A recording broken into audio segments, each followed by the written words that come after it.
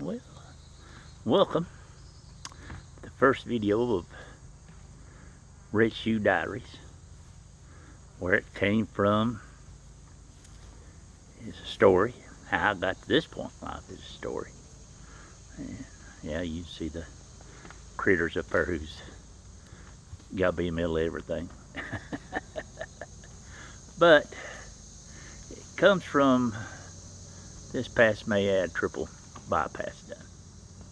And my cardio surgeon wore these brightest shoes, literally. And I had to ask him, why are you wearing such bright shoes? He said, I always just love shoes, tennis shoes and stuff. And they're about fluorescent. I had to laugh because it used to be in the Rangers and stuff, and which, surgeon, I'm sure he's seen all kinds of stuff. I told him, I said, well, how do you expect to sneak up on somebody and you glowing bright like that? He told me that wasn't his job. I'd assume patching them up was his job. But during that time, it was just one thing after another. I went in on Friday because I knew I was having a heart attack or whatever. They kept me overnight. Saturday we done the cath lab. A couple stents I'd had in my left ascending had completely blocked up. And I'd put in two, and so they're like, we're going to do a triple bypass. Luckily, they'd been put in 2012, 2014, they'd blocked up. They'd opened them up. But in the last 8 years, I made all these collective vessels. So, below where the blockage was, and they had actually tapped back into that and had blood flowing from the bottom. So I didn't have no damage, but if those vessels hadn't been there, I wouldn't be here. So we had to wait 5 days for the blood thinner to get out of me. Wednesday, the following week, do the surgery. Everything goes excellent. You can't complain. You're like, everything looks good. Probably get out this weekend, Saturday or Sunday, and everything's going well. Started eating a little bit on Thursday and Friday.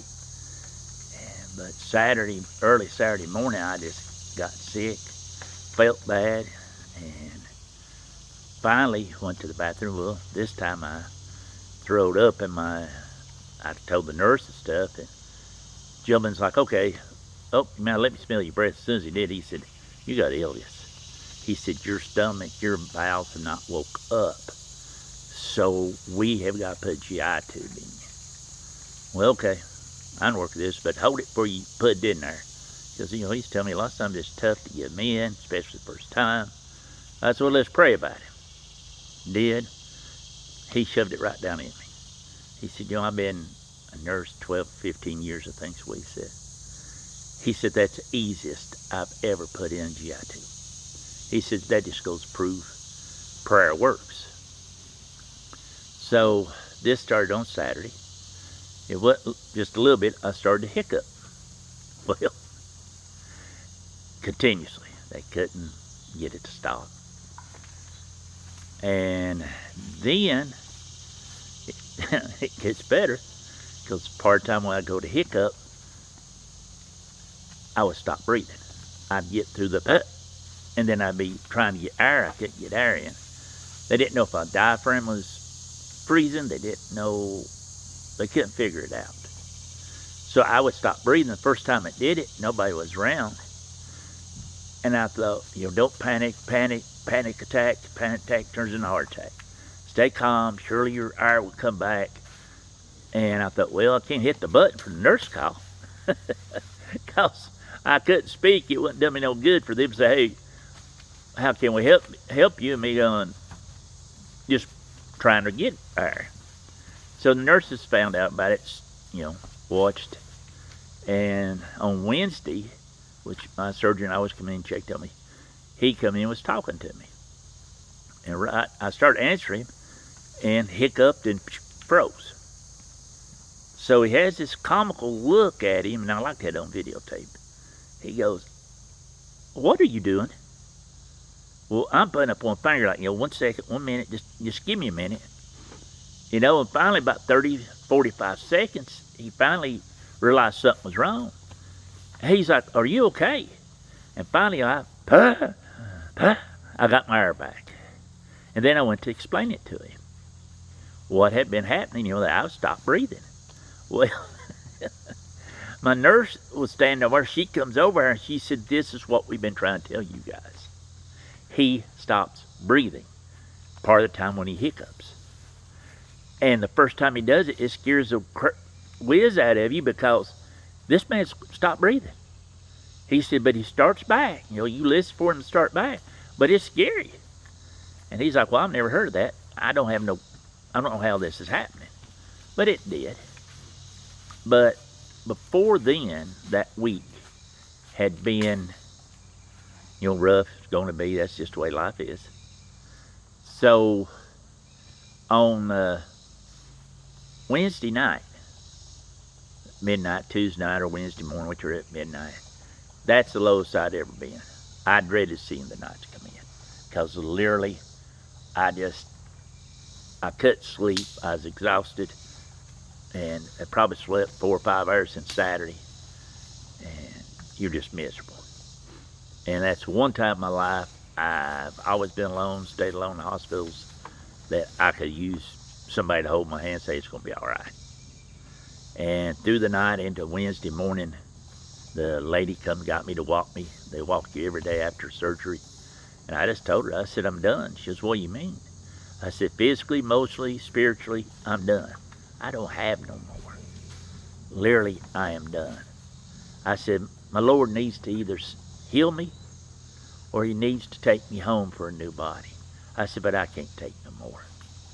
And, that's when you've hit as low as you can low. I mean, you're done. I just could not take no more. Like I told my son, I said, the only thing I have left is my faith. Well, not long after that, I started feeling better into Wednesday evening, Wednesday night, into Thursday morning. And sometime during Wednesday night into Thursday morning, I got something come to me and said, you're like the phoenix coming out of the ashes. And I thought of my surgeon's tennis shoes. And I was like, okay, what does this mean? And I could see or envision a pair of red and black tennis shoes to wear. So that's where the Red Shoe Diaries come from. And it all, because I could think of, phoenix out of the ashes, you're as low as you can go, and God will take you there, but I'll also bring you back up. And he did. And finally, the Friday, I actually got the GI tube out. I got to go home on Sunday.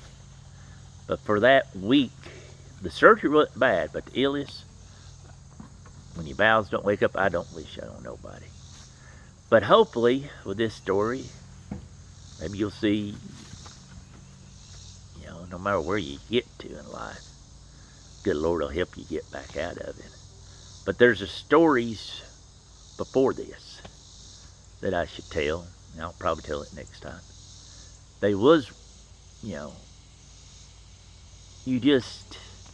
never know where you're going to be. You don't know how far what you can stand till you're there. And you still always have, faith and hope. But sometimes being a human, we lose that sometimes. But that's how come we're human.